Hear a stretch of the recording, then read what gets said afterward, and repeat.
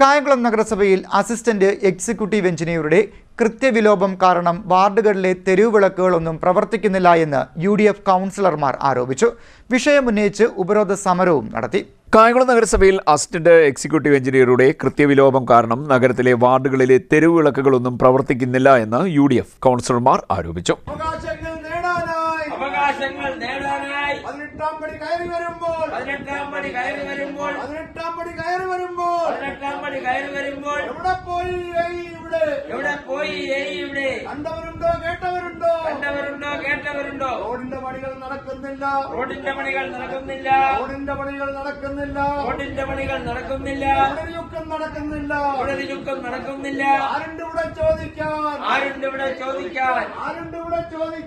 ഇവിടെ ചോദിക്കാൻ കഴിഞ്ഞ 3 വർഷക്കാലമായി തെരുവിളക്കുകൾ അറ്റകുറ്റപ്പണികൾ നടത്തുന്നതിന് കരാറെടുത്തിട്ടുള്ളവർ ഇപ്പോൾ പ്രവൃത്തികൾക്ക് വരാറില്ലെന്നും കൗൺസിലർമാർ പറഞ്ഞു. 19 ലക്ഷം രൂപ ഇവർക്ക് കുടിശ്ശികയുണ്ടായിരിക്കുകയാണ്. നഗരസഭ കഴിഞ്ഞ കൗൺസിൽ യോഗത്തിൽ അടിയന്തരമായി 5 ലക്ഷം രൂപ ഓൺ ഫണ്ടിൽ നിന്നും നൽകാൻ തീരുമാനിച്ചിരുന്നു. എന്നാൽ ഈ തീരുമാനം നടപ്പാക്കാൻ ഭരണ നേതൃത്വത്തിന് കഴിഞ്ഞിട്ടില്ല എന്നും കൗൺസിലർമാർ പറഞ്ഞു.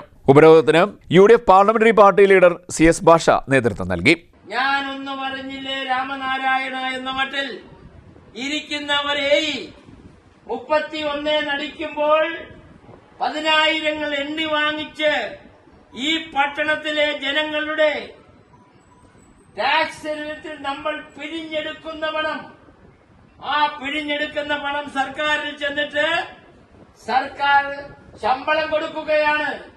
യാതൊരു ഉളുപ്പുമില്ലാതെ 31-ാം തീയതി രാത്രി അക്കൗണ്ടിൽ പൈസ കിട്ടുമ്പോൾ അതിൽ നോക്കി സന്തോഷിച്ച് പണ്ട് ഈ പൂച്ചയൊക്കെ ഓതിനെ പിടിക്കും.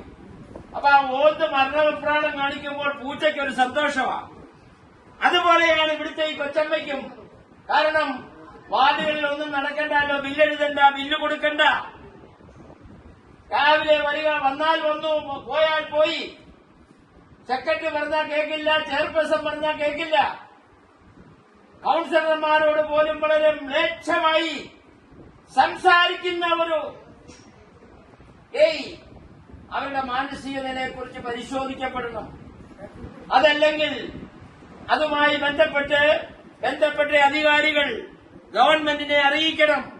അറിയിച്ചിട്ട് അവർക്ക് ഇവിടെ ഇരിക്കാനുള്ള കഴിവോ പിന്നെ നടപടികളോ പറ്റത്തില്ലെങ്കിൽ അവരെ അടിയന്തരമായി ഇവിടുന്ന് മാറ്റണം.